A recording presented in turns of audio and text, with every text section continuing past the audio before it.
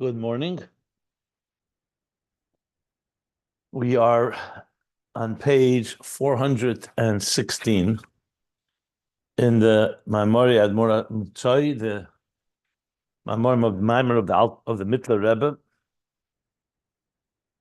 and we have returned to the central theme of this Mao'r, which is the basis and the foundational text of Hemshech Hayin Beis, the end of the Hemshech, about Ner Mitzvah v'Torah. So after a 12-page explanation, a 13-page explanation on Torah, what that means, that Torah illuminates. It doesn't just illuminate the world with the divine plan, but it actually expresses the very divine essence and integrity of Elokus. Because you can illuminate, like for example, if human beings come together and they logically develop moral laws, that also illuminates this world. Instead of it being a jungle and dog eats dog and survival of the fittest, we have a sense of civilization. But that doesn't mean necessarily that you're experiencing the highest levels of divine transcendence pre-tzimtzum. It means in mamala kalama, so to speak. You're revealing within the structure of existence the laws and the rules that make for a civilized world. Something like what we learned much earlier in Ayin Beis, when the Ovis, the patriarchs, what they did was they realigned the universe to God's intentions. After the sin of the tree of knowledge, the world became darker, and Avram Avinu and then his successors, I call it cleaning up the pipes. They cleaned up and realigned the universe to the way it was meant to be in the beginning of creation. But by Matan Torah, something new happened. Torah was given to this world. And Torah is Torah, not just illuminating with as much as humans can reach, the human capacity, but to bring down an Er Atzmi from pre-Tzimtzum, and to bring it down into existence, all the way into Torah Shebiksav, and Torah Shebal Peh, which causes the birur, as we learned. And that's where the ultimate Torah comes to its ultimate purpose and realization of clarifying kosher from non-kosher, pure from impure, what's right, what is wrong in this dark world. And hence you have the divine essential light that has preserved its integrity without any dilution of the tzimtzum. It's not subject to any concealment. That is now shining in this world. And obviously when Mashiach comes, that will be completely fulfilled to the fullest extent on a permanent level. So that's somewhat of a summation, a larger summation of what we've learned and what we began learning. So he says, B'chol zeh, we learned yesterday, I'm going to sum up what we learned at the bottom of page 415 and the top of 416. With this, we'll understand additional explanation, the verse that we began, which is Ner Mitzvah v'Torah. What is this Oir? Oir de Chochmah, which is not subject to Cheshach and Tzimtzum. We're not talking about an Oir that shines in a dark world that is subject to the darkness and it's illuminating the darkness. We're talking about an Oir that precedes and defies any form of Cheshach and Tzimtzum, which is higher than all the levels of Ishtalshlus. Even Kesed, he says, even the higher levels. And then he says, Chochmah of Akiv, which is a Tzach, a very fine, a very refined, a very subtle and pure light. It's still dark compared to that which is higher than it. Ucham hu legabi l'seilis. In other words, it's overshadowed by even a greater light. That means it is subject to Cheshach, because it ultimately is not the highest level. And he says that's the Chochmah of Mao'r Bereishis. That's the wisdom in creation. So, and then when it comes before its source of Ilas Se'ilis, all the lights get darkened before it, like we spoke about, like a flame of a candle. So a candle is, yes, illuminates a darkness, but compared to higher levels, it itself is dark. And he included a fila machshava chachma da'ak, less machshava tvisa beklal, even the highest levels of wisdom and intelligence in ishtalshlus So even when Chochmah elevates to higher levels, higher than Chochmah, which means it goes into the Helam Atzmis of Ratzon Einig, there it's not Oyer at all. It's not called Oyer. It's not light. It's a state of darkness, meaning a state of concealment compared to higher levels. Aval b'zeh yisun amayla b'er de Torah. The Oyer of Torah, on the other hand, which is not subject to this, because it comes from the core Oyer Ein Sof before the Tzimtzum, where there's no darkness altogether, and it's not it doesn't even relate to darkness. So even when it stands in the Helam Atzmi of Ratzon v'Tainug, it's still there and completely intact. Like we learned earlier, because it doesn't have any yesh and substance of its own. So all it is just an expression of the divine core as it comes down below. And that's where we stopped. I'm going to continue now reading at top of page 416, the fifth line. If you want to follow along, you can. We have the PDF, the scanned pages at einbeis.com. So he continues like this, like now. V'zehu bein ba'eda elyon dechach milah. So the parentheses just ended. Let me just see what was before the parentheses.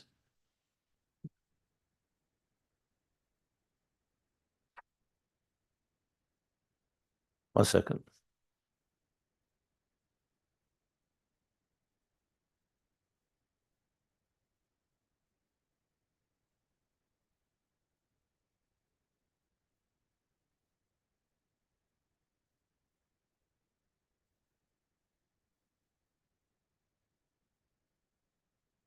Okay, now he's going to explain, before we read, let me just give a little introduction. Now, when we say that Torah is a so-called, the original source code, so to speak, reflecting the divine will, the divine plan from the highest levels before the Tzimtzum. So remember, we learned there's two levels in Torah Torah Shebiksav and Torah Sheba'al Peh. Chochmei La and Chochmei Tata. So he's going to explain now that both these levels are not subject to any tzimtzum. Because you could think, Torah Shebiksav, okay, we learned earlier the Kedusha, the holiness of the letters of the written Torah, they remain always removed and beyond existence, and therefore cannot be darkened, so to speak.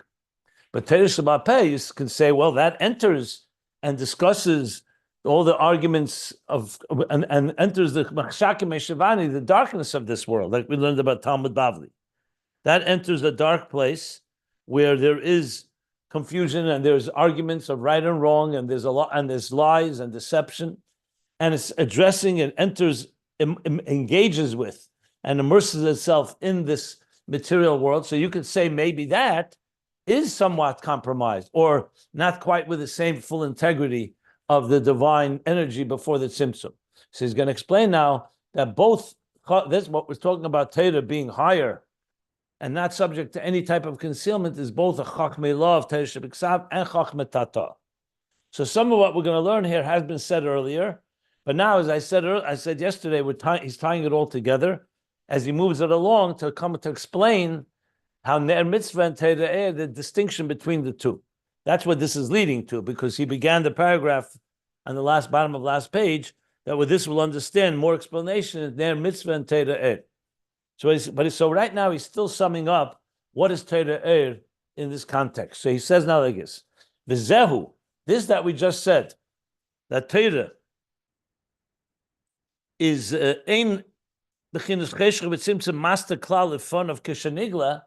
That Torah, when it's revealed, no darkness can conceal it. Which is why, I mean, to put it in other words, it means that in this world, the fact that there's confusion, or worse, corruption, and there can be evil and destruction and violence and war, like we see, unfortunately, is essentially because Torah is not the controlling factor and directing people. But if you were to shine Torah into the world, darkness would not be able to be a match for it. Remember, we learned about the air naturally dispels darkness, as the Alter Rebbe explains in Tanya chapter 12. Even regular light naturally dispels darkness, let alone Torah Eir, which comes from pre-darkness, pre-tzimtzum. So essentially, because you could say, 1 second, maybe once this world is tachtenim, in the words of the Alter Rebbe, cheshach kafle mechupel, a quadruple darkness, mole klippas v'sitrachle, filled with the shells and the other side. And no one needs to look around. Look at what's happening in the world today and always. Wicked people prosper. There's crime, there's violence. So you could argue Torah could have an effect in higher worlds. But a world like this, maybe Torah is not a match for it. God forbid. So even though the Torah is given to us in this world, who says maybe it's an equal battle between Nefesh Elikis and Nefesh Abamis, like he says in Tanya, and who says Torah will prevail? However, because Torah is coming from a place that's not subject to Cheshech, so then really the story is that the existence of corruption or crime in this world is only due to absence of Torah Er. Bring Torah Er into the picture. That's what he says, Kishenigle. No darkness can stand up to it. Now you'll say, what about all the people that have learned and studied and kept Torah through all the years? And yet, when the Nazis, Yamach Shemam, came, look what they were able to do. Because the Torah had not permeated the world yet. It is these Talmid Chacham, these Jews, that learned Torah, or not Talmid Chacham, even regular Jews, not necessarily only scholars.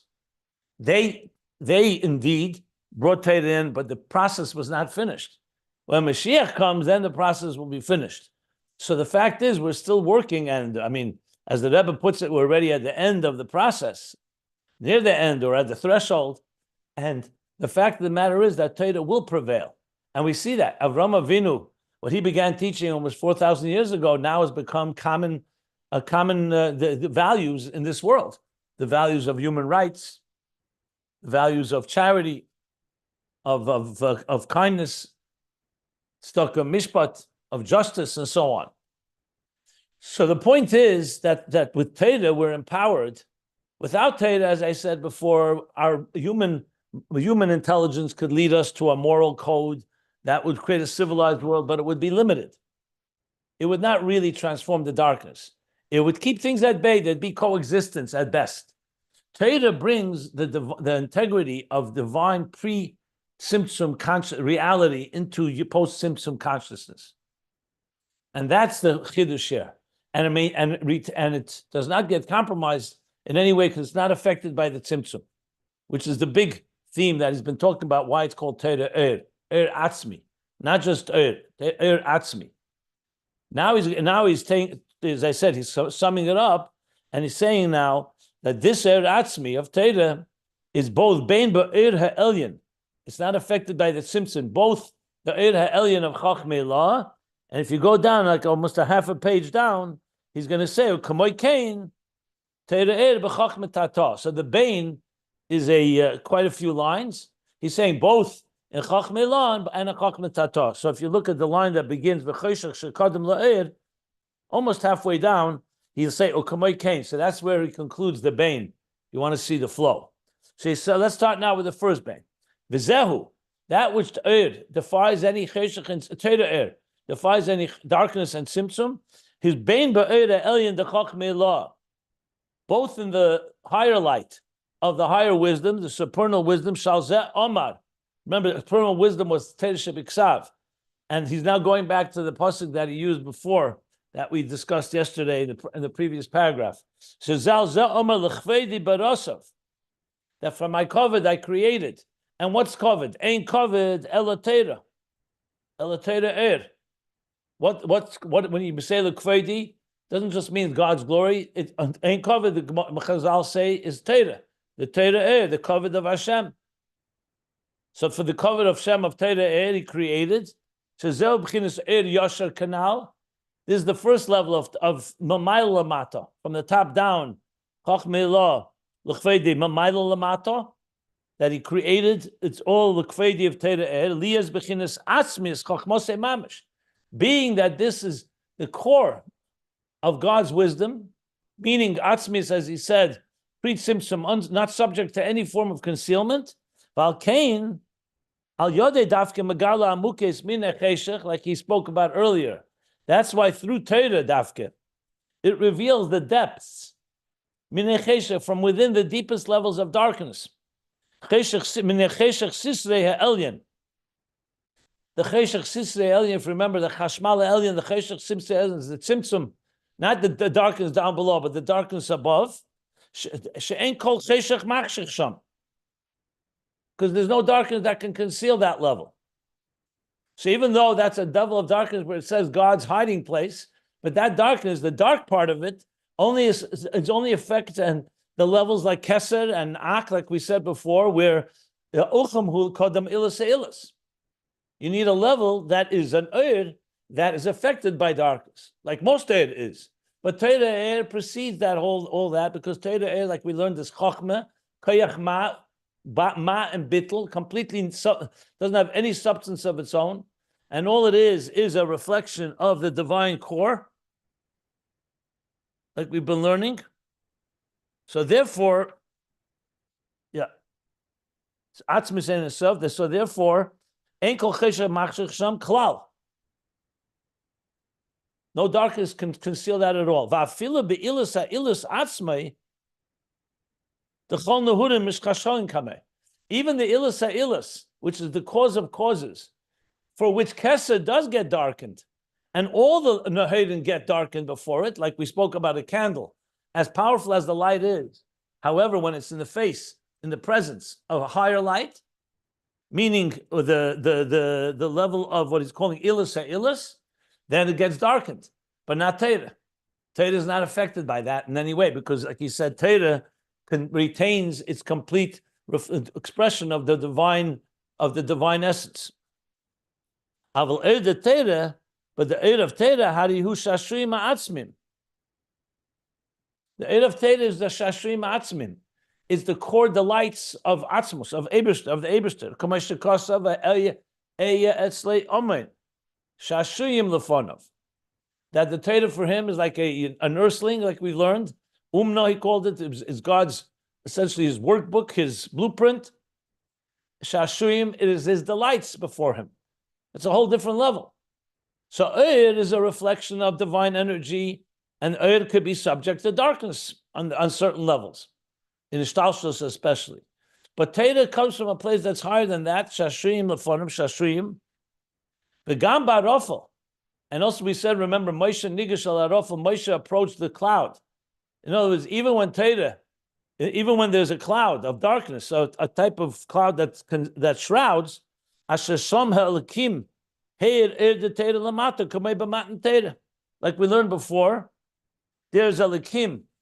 If you go back a few pages back when he spoke about Moshe Nigash al Arofel, and he says Elakim was in there. I just want to go back and find the Lashon. It was, I believe, on Moshe Nigash al Arofel.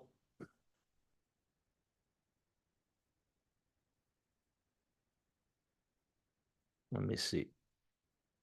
I think it was page 411, but let me make sure. Maybe not.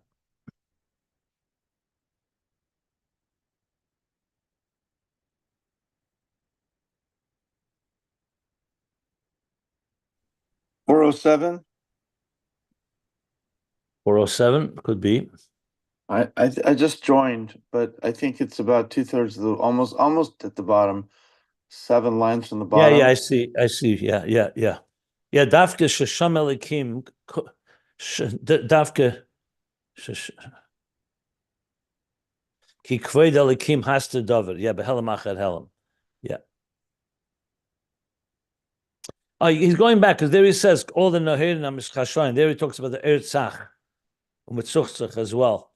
That is Uchamhu.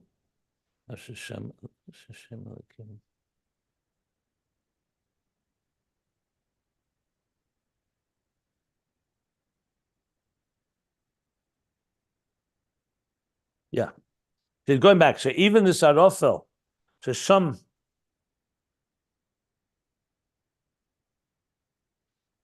What did we say? Shem Elikim or Sam Elikim? Or Sham Elikim? I remember we discussed it. Shesham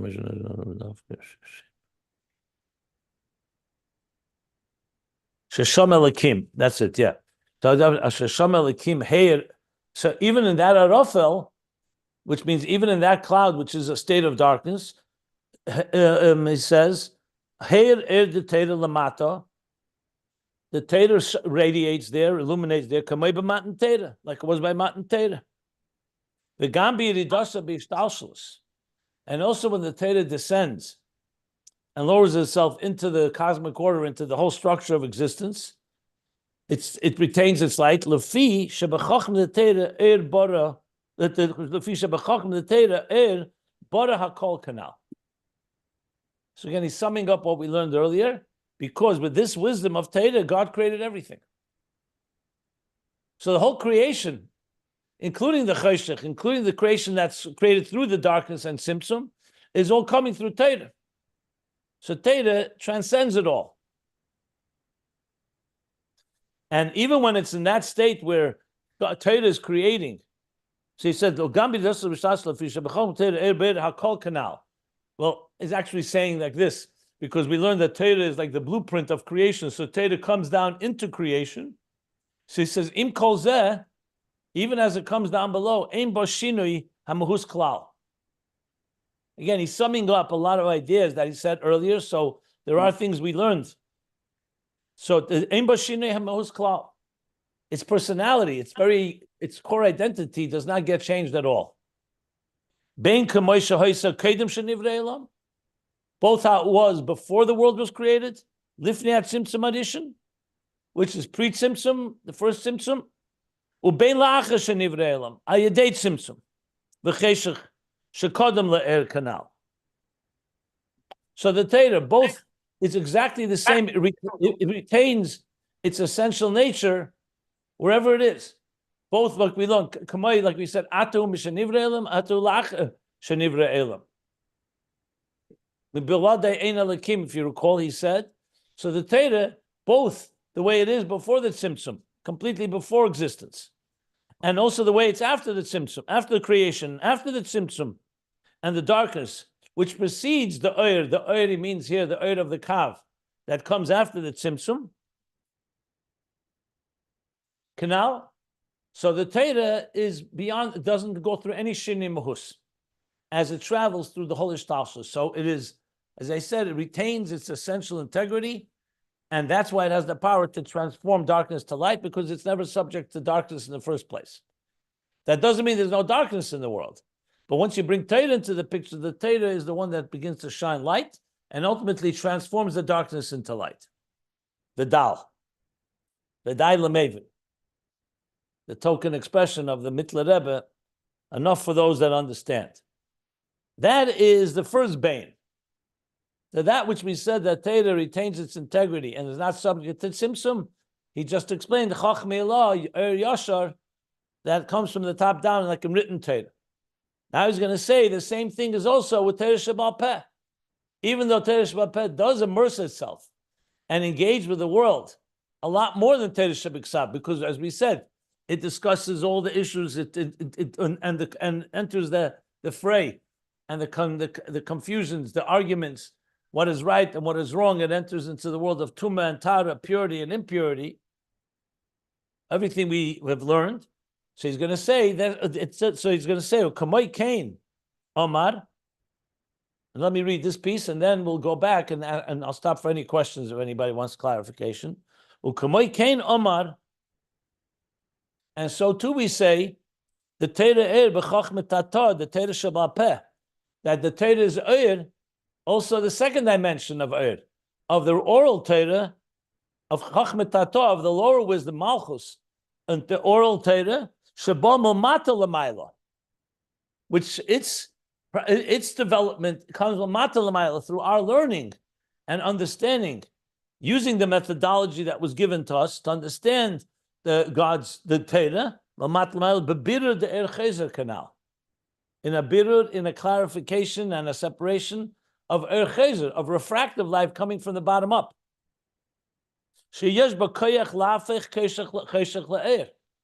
And that has the power to transform darkness to light. Lamata, down below.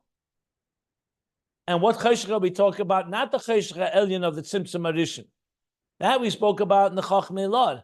Now we're talking about Cheshach Leil Lamata, Mecheshach Hagas de Klipas Nega, from the crass or coarse and raw darkness of the Klipas Nega, of the shells, of the husks, where the divine is concealed. Meralatev, the transformation from evil or from negative to positive, from evil to good. And where is this happening? B'seif Maisa Mamish, in the end of the process. We're talking now the lowest levels down below, which is the Seif Maisa Sha'ola b'machshavat chila.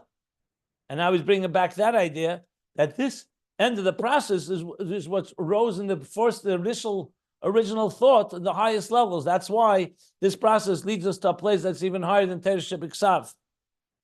So Sha'ola b'machshavat chila l'mayla. L'mayla gamma, l'mayla gamma the Teirah G'desh Hanal. Meaning higher than the written Teirah. That's what he means by Teirah G'desh.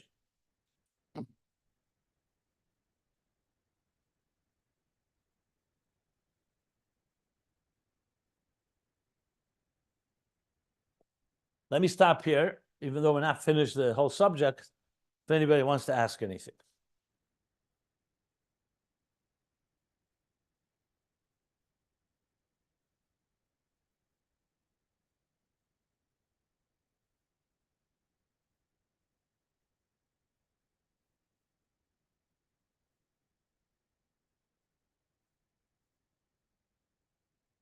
Okay. So continuing on, he says, "V'zeu koyach v'rebeisa yisera." If you remember when he said earlier, "Af asisiv," that the af, when you say "Luchvedi barasav yitzartav af asisiv," so af is a rebeisa, it's called. It means when you say "and also," because it could have said "Luchvedi," for my honor, barasav I created, yitzartav I shaped, asisiv and I crafted or I made.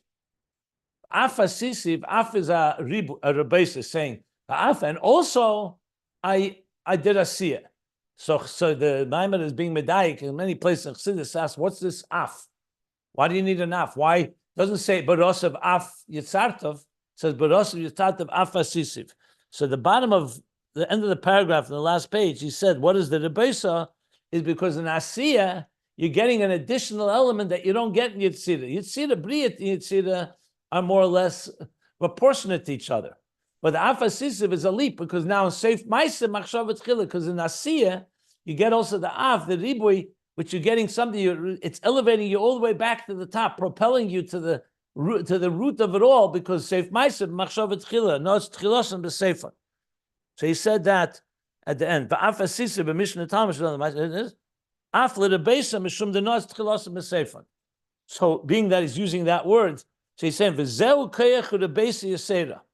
This, when it comes to Chachma Tata, in the oral Torah, we're getting something that we don't have in the higher level, in the Torah Shebiksav, in Eir Yashar, in the direct light. Shegam Cheshach Hagas lo yachshich. Because now you're engaging and you're going into the Cheshach Hagas, the coarse and raw and crass darkness of this corrupt and harsh world, that lo yachshich lamata le'er de Torah. That also should not be should not darken, should not be able to darken, because in the face of the Eir Torah that's radiating there. So when Torah Sheba'al Peh, when we engage and learn in Torah Sheba'al Peh, and we struggle and exert ourselves, and we clarify what is right and what is wrong, and who's telling the truth and who's lying, and we're trying to in a corrupt world, we're establishing truth of Hashem. That is the rebeisa. That's a tremendous chiddush, like he said earlier, because in this type of darkness, you're revealing that this darkness cannot conceal ultimately, and is not a match for the truth and emes of Torah. Again, the idea, as was said earlier, he's just summing it up, adding a few points here and there. Remember, in a long mimer like this, makes total sense that he would do that. And this is also leading us to ultimately understand the contrast to Ner Mitzvah, because all this is coming to explain Torah Eir. So he adds now another point in the parentheses, which is also something that you could say could have been said earlier, but he's adding it now. He says, V'zehu, and this is also explains another Maimer Chazal. So a bunch of Mao'r Chazal have been explained, by the way. For example, the Mao'r Chazal that Talmid Chacham are called the builders of the world. The other Mao'r Chazal that he brought, that Torah is not makabel tumah, even when it comes down. That's why Balkari can learn Torah. So now we bring another Mao'r Chazal. The Talmid Chacham, ein gehenim Talmid Chachamim, Torah scholars, the of Gehenim, the fire of Gehenim of hell, does not have any effect on them. Sheletas from the world, control or domination. It's not shelet on them. In other words, they are immune to it, to the Gehenim. Va'aveda ein machve Torah. Mitzvah. So let's do one at a time. Let me not jump. So what's the reason for that? If a Talmid Chacham, whatever reason, ends up in Gehenim, and there's many different reasons that can happen, because of the Torah that he has saturated with, it's like a Teflon, so to speak. Maybe that's not a good word to use, not respectful word, but you get the idea. It immunizes him. It protects him from the Gehenim. Why? Because that's the power of Torah. Nothing can affect it. Not even the Gehenna, even the fire, the harsh fires of Gehenna cannot affect it, because it's Torah. Same thing, there's another expression that says, Ein aveda machvim Torah. When a person, God forbid, sins, it does not extinguish the Torah that he learned. Whereas when he does, but it does, afal pisha machvim mitzvah. Even though an aveda can, so to speak, extinguish a mitzvah. Let me explain that. First of all, it's not, that's the Mao'r Chazal. If you look at the Gemara in Seta, what does this mean? Why is a mitzvah different than Torah? And this is helping set up why Ner mitzvah is going to be different than Torah. The reason the Gemara says there is a few things. There it also says that mitzvah protects somebody temporarily. Megina lefisha. And Torah protects someone permanently, la'elam. The reason is because Torah represents this light, the atzmi. That's what he's explaining here. A mitzvah is a powerful force, but a mitzvah is still a particular action. So as much as it brings the divine light, when it comes to an aveda could not cancel it out, because a mitzvah never disappears, and the good deeds we do are never, God forbid, can never be erased. But machva means that it can overshadow. Machva literally means extinguish. Because the aveda can be more powerful. That's why you see a mitzvah ba aveda. You're not allowed to do a mitzvah that comes from an aveda. Why not? Because the aveda is a powerful force, and a powerful negative cannot be the thing that drives a mitzvah. So bottom line, mitzvah and aveda have a certain counter effect on each other, more like fire and water. Torah is light. Darkness is not a match for light. The reason we're learning here is because Torah is atzmi. He hasn't yet explained how it is with mitzvahs, but briefly, that's what he's saying here. The main focus here is, the bottom line is that this is why Torah is not affected, not by the light, not the fire of Gehenna, not by an aveda. And he says one more thing. Ve'ein malach hamovus yochel lekarev l'misha sheina mishnah. So yet another Gemara that says above Mitzvah that the malach hamovus, the angel of death, cannot come close, cannot affect someone that's learning Mishnah. That's the story with David HaMelech. David HaMelech was learning Torah all the time. And that's why the Malach HaMovus could not have taken him. But so the Malach HaMovus did a trick. That's what the Gemara tells us. It made a noise. So David HaMelech went to look outside the window. And when he stopped for a second learning Torah, that's when he passed away. That's one of the reasons, this was on Shabbos, on Shavuos.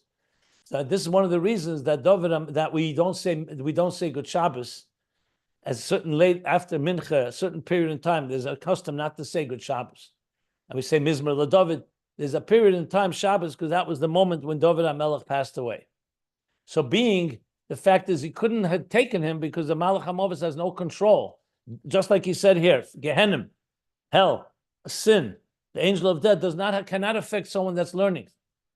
There's the expression is Sheina Mishnah, but it means learning Torah. Why? Because Torah has that power. Because you could say, 1 second, Malach HaMovus, your time has come. darkness is as strong as light. Now time has come as darkness should dominate. But Torah has a feature in it that defies darkness, that defies all these negative forces, as long as you hold on to it, obviously. And I know you could ask the question, what about all the stories, Rahman al-Itzlan, how synagogues were burned, and Jews were clutching the Sefer Torah as they were being burned alive, with the Torah itself? How do you explain that? So that I'll leave for a discussion for the group. If everybody wants to comment on that, by all means. I mean, I have what to say about it. Obviously, Golus has its power, and there are things that sometimes, God forbid, a gzeda that. But how do you explain it? Based on this, Torah down here, even as it comes down to this darkness of the world, should not be able to be affected. And here we're talking about literally a fire, and the people holding the Torah. You could say the people, fine, they're not. It's not Mashiach's times yet. They're not perfect, but the Torah itself. So I'd like to hear what you think about that, since we're already on the topic. But I want to first, let's continue learning, and I'll stop if anybody wants to comment on that as well.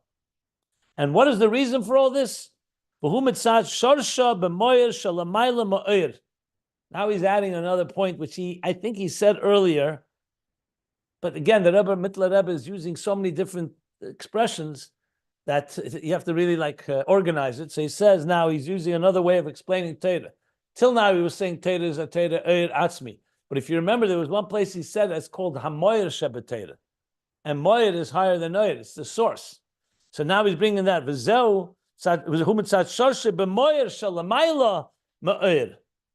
the Torah is rooted in the Mao'r, in the source of which is higher than Oyer.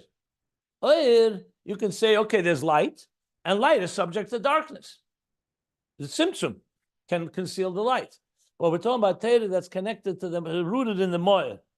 Shalamayla Mao'r, Mishum de Nos, Tchilosim B'Seif and Dafke. So he's combining different explanations here. Because you could say that alone is a reason. It's rooted in the Mao'r. What do you need to say Nos, Tchilosim B'Seif? But he's adding that because he wants to say even as Torah comes down below, in this lowest of worlds, it's rooted all the way, meaning Torah Shebal Peh in a way is even rooted even higher than Torah Shebeksav in the Mao'r, because that's the kavanah, the fulfillment and realization of the intent, initial intent, in the highest levels of the Mao'r, in the highest levels above in the Mao'r, is rooted there, and that's why it's not subject to all these concealments that he just described. Now he spells that out as well, and that's the quality. That's a feature, a superior feature in Chozer Dafke. And Yashar, in the oral Torah over the written Torah. Kosov. I'm going to stop here a second before we read on. I don't want to, there's a lot going on here.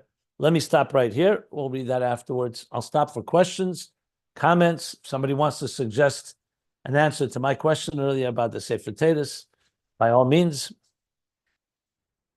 The floor is yours. The floor is yours. If I may, I think it comes the same parallel story as the breaking of the Luchot.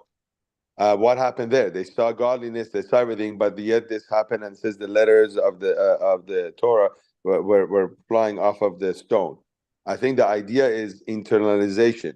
If the Torah is internalized, then there's nothing that can touch it. But when you just have a Torah, but it's not internalized, yes, you're studying it, but if it's not internalized and it's not done birurim, just like we were talking about, then it doesn't have the same effect as what we're talking about. It's only when we internalize the Torah that then it becomes we cannot get harmed while we're doing the Torah. Okay, good points. So then, when it says the Torah does not affect the Talmidei Chachamim Gehenim, we're talking about because they internalized it, is what you would say. Exactly. Okay, a fair explanation. But what about the Sefer Torah itself? How could it get burned? Because it's dependent on the Jews, I guess, that are protecting it. Exactly. Yeah. Okay, that's fair. Anybody wants to add or other questions or comments on this whole piece here? Please. That's good. Thank you.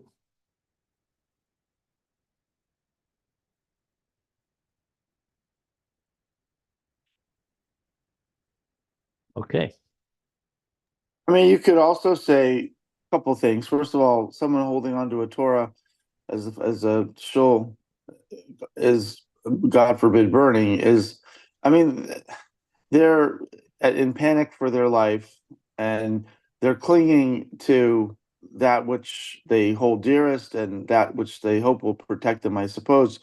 But it's really not about the lessons of Torah. It's just about sort of like the institution of Torah, or the importance of Torah to the Jews. But it's not the learning itself per se. And that's point one. Point two, the Torah itself is, although it's a holy, item, and it's still a material item. The Torah is not just a book with ink on it, or a scroll with a parchment with ink on it. It's the wisdom that's in it. So what the darkness, what can't conceal, is that wisdom. But a parchment with ink on it, I mean, it's holy, but it's not. It is a Torah, but it's not Torah. Torah is the wisdom in the physical item called a Torah. I don't know what you think about that. I hope it's not. I'm, as I said, I opened it up. It's legitimate points you're making. I mean, listen, it could be discussed what that means exactly and how much it does permeate. But the first point is really similar to what George said. He just used the word internalize. You said that the Jews were not just clinging to it; they weren't living by it, so to speak. Or, but yeah, I don't have. I am not.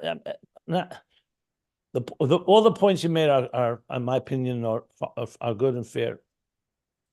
What I would add is actually an interesting Gemara, a very sad, tragic Gemara, that when the Asari Haruge Malchus were being barbarically killed by the Roman Empire, that we say in Yom Kippur, so one of them was Reb Chananya ben who was it? I think so. One of them was, they wrapped him in a Sefer Torah and they burned it. They burned him alive with it. And he said to his students, you see the Sefer Torah, you'll see Eishis Perches Ba'avir. Its letters are floating off. They're like fluttering off. Perches means like a bird that flies. The letters are flying to heaven, even as my body and the body of the Torah is being burned below. And I recall writing a whole sermon and the discussion on that. What does that mean? A Yom Kippur sermon I actually wrote a few years ago. And the point being is that he was saying that even if the body is consumed, remember the neshama is forever. And the letters, they will never be consumed. And we see, as much as people were killed tragically, the legacy of Am Yisrael Chai and the continuation and the perpetuation of the Jewish people is eternal. And the Torah, though there were Torah scrolls burned, the Torah continues to live on. Torah chayenu v'erichimenu, and we live by it. And so there's something about it that is eternal. So you can burn, perhaps, God forbid, the body, but you can't burn the soul. And that's why you see, the fact is, the Jewish people are here, and the Torah is here. If you think you burned the book, it's over with. We don't have any more books left. But that's not the case. And every Torah that has been written by copying it from a Torah before it. So maybe that can also be added into the equation. It's not in addition to what you've said.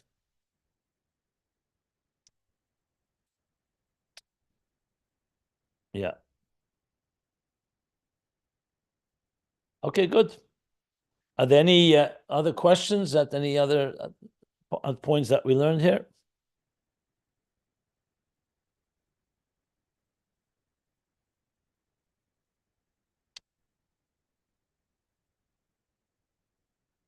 Okay, so let's continue. Thank you for your input. Very good. I'm proud of you. Thank you. We learn from the best. No, it's good. It's good. It's good to talk about these things. They're very fundamental topics to share in general. Yeah.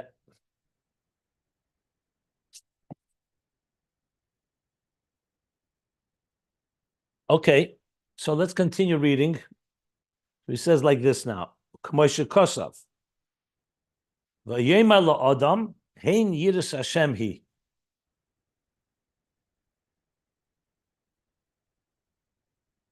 Let me see. What's he saying here? 1 second. What's the pasuk exactly? Oh, looks like it's a pasuk. It says like in Iyuv. Iyuv Chavches Chavches. Jessica, can you pose that quickly? Job 28:28. Chavches Chavches. Yes. You seem to be very proficient. I'm pretty quick.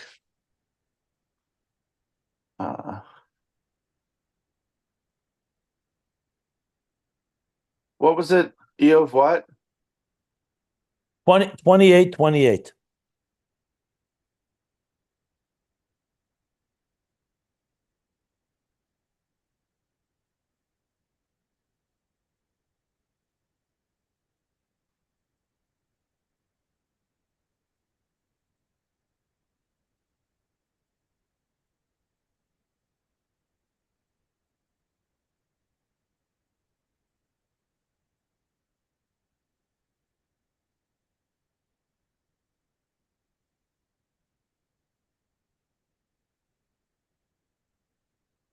Okay, see it? I just posted it.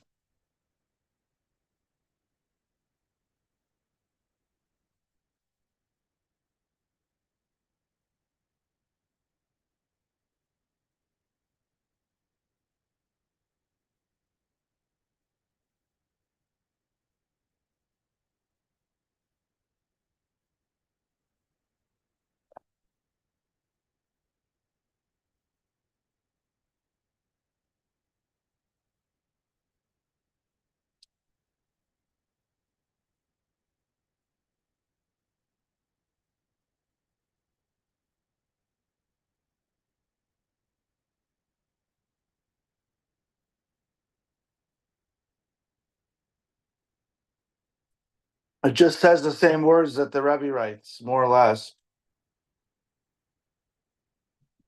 V'yomer l'adam hen yiras Hashem hi chachmas v'sur merah bina. Fear of God is chachma, and sur merah is bina. I'm looking as we speak. 1 second.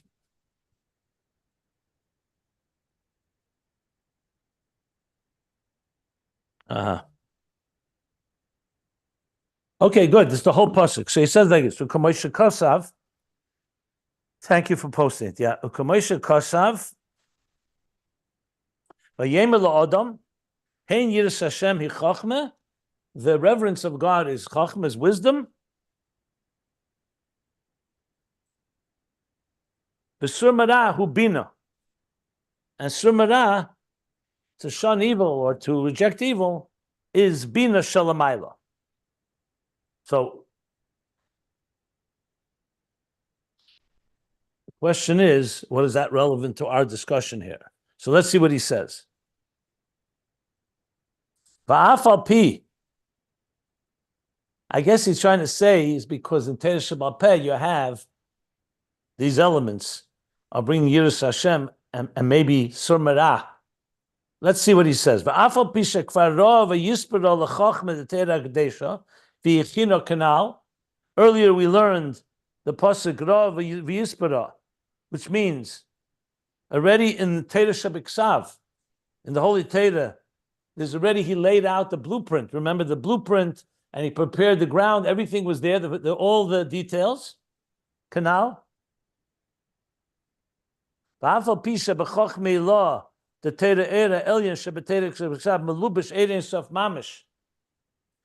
though these two qualifications, and though this higher wisdom of Torah Elyon of the written Torah is manifest Erein Sof Mamish, we said Atzmi Mamish. Mitam shubchinas koyach ma bebitla atzmi the ayin canal, for the reason that it's koyach ma. Torah is completely bottle. All it is an expression of the divine, the bittul, the core bittul of ayin, like we learned before, ayin and ma. Ubachera shabal peh, on the other hand, einay rak b'chinas bittul hayesh la'ayin. And a Torah shabal peh is only a bittul hayesh, not bittul mitzias, because you're dealing with a yesh malchus manifests in the yesh of this world. Yes, you're aligning the yesh to lakus through Torah shabal peh, but the bittul itself, Torah shabiksav, is much higher. It's a much higher level of air. Chachmei Allah is higher than chachmei tata. That's the qualification. Because we're not talking about Yirei Allah, a higher level of reverence and bittul. You're talking about a lower level of reverence of Kabbalah Sel Malchus Shamayim Bolvad. Because in Malchus, you accept God's will. But it doesn't have that profound bittul, that Torah Shebiksav, that Chachmei Law has. Shemach Mezeh it's all along intro, where he's going to then conclude, and nevertheless, Torah Shabbat Peh is higher. And then we'll go back to the pasuk and see what he meant by that. So he says like this: Shamach Mezeh, and due to this Kabbalah sale in Torah Shabbat Peh, medagdikim digduke sofrim, they're medagdik, the sages are medagdik, they are precision seekers, essentially. Digduke sofrim, that they look into every detail. Why in Torah Shabbat Peh do they establish, like he says, lasus siyogim l'Torah umachmirim b'yeser? They create fences around the Torah, and they create different stringencies. And why? Because when you care and you have Kabbalah Sel, you love God, and you have reverence for God and the Torah Shebiksav, that is. So the Chachamim went and they found, it's like when you love something, you care for every detail. If you have a baby, you don't just follow the law, you go beyond the letter of the law, so to speak, and you look to protect the child and to nurture the child beyond what is written. So what is Torah Shabbat Peh doing? Because of the reverence, because of the Yirat Tata of Kabbalah Sel, so the Dikduke Sofrim, they sit and they look into every detail. Let's take Pesach. Look at the extent of how Chazal and we go to be careful with every bit of shmura matzah and not have any shred of anything that can become chametz, etc., etc. That's not written in Torah Shebiksav. That's Dikduke Sofrim, lasis siyogim l'Torah. That's creating fences, so to speak, to protect the Torah, umachmirim b'yeser. And they're very much machmir, very much strict. In other words, going beyond what is just what the Torah Shebiksav itself says. That your heart, is exerting itself with reverence. Eight sefer, which is the pen of the scribe. Not sure why he brings eight sefer here. I posted it. Yeah, below they actually took away ayeh sefer, eight ayeh sefer. Right? Where is the? So this is the reason, because there's yira, but it's still yira tata. It's not yira law of Torah Shebiksav. However, aval yesh be yira tata, b'b'chinas bitla yesh la'ayin. But then on the other hand, there's a certain advantage, certain power that is in this lower yira in Torah Shabbat Peh, in the bitla yesh la'ayin, not the bitla mitzias of the higher level, but bitla yesh zo inyan bitter dechesh chagas le'er yeser le'er. That what are you doing here? You're going lower down into the transformation, the clarity, and of the thickness, the crassness, and the coarseness of this world, and turning it into air. So there's something there that's yeser mebittul dema de chachmei law b'chinas yirei law. It has something that's more powerful than the bittul, the higher bittul of ma, the bittul of chachmei law in a level of yirei law. B'chinas ayin be'etzem, which is ayin be'etzem, not yesh ma'ayin, but ayin fundamental bittul, not just the bittul of the yesh ayin. Why does it have something more powerful? B'tam denos tchiloson b'seifon dafke kanal, because the intention, the plan. So it's true in Giluyim, in Revelation, Chochmah, Ilah, Yireh law is higher than Yireh Tata. But in God's plan, where's the plan fulfilled? Dafka in the Yesh, Dafka below. So even though the Yireh could be a lower level than the intensity that comes Mamayla Lamata from above, but the transformation of the dark is fulfilling and realizing the initial purpose all the way in the highest levels. And that's what gives it advantage over the Torah Shebiksav. I'm still wondering why the pasuk Hein Yiras Hashem Yichachme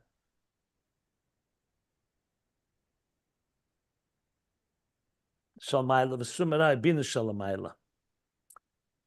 Is he saying that Surmara Bina is higher than Chachme? I don't think so.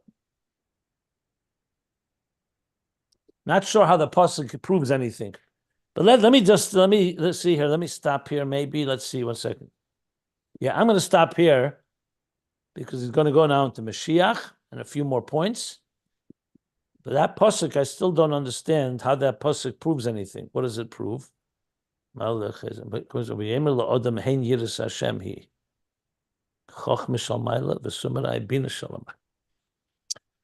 sure. Is it the mile of Bina over Chachma, or is it that Yira, which Yira is talking about? Not clear. Okay.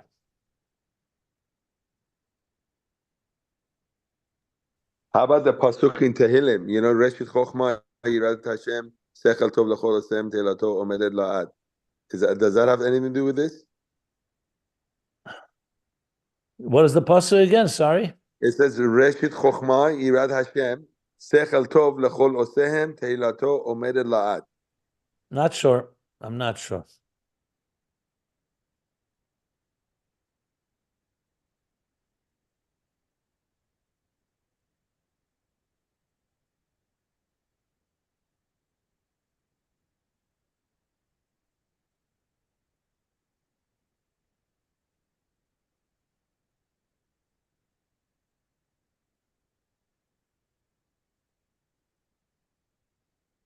Okay, I'll have to think about that. Are there any questions?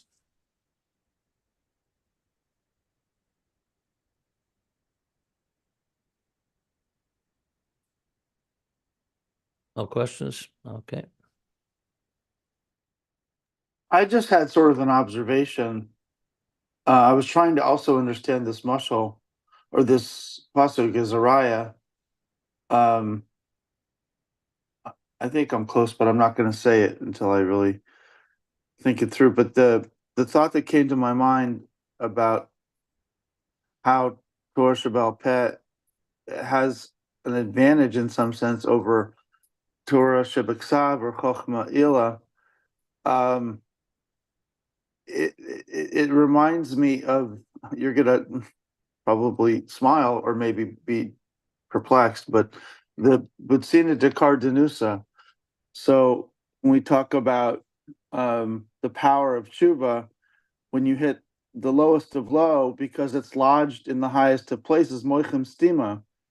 So when Torah Sheba'al Peh operates in the darkest of dark, so when it's really dark, even what might seem to be a lesser light, because Torah Sheba'al Peh may be considered not as great as Torah Shebiksav, as the Eibishter's own thoughts, his own, nothing could be greater than that. Nevertheless, Torah Shebiksav comes from such a high place it's only full of light, whereas Torah Sheba'al Peh is decised, if you will, is developed in the darkest of dark, and in that sense, it's like when you hit rock bottom and you do tshuva, you have the opportunity to go higher than you were even before you sinned.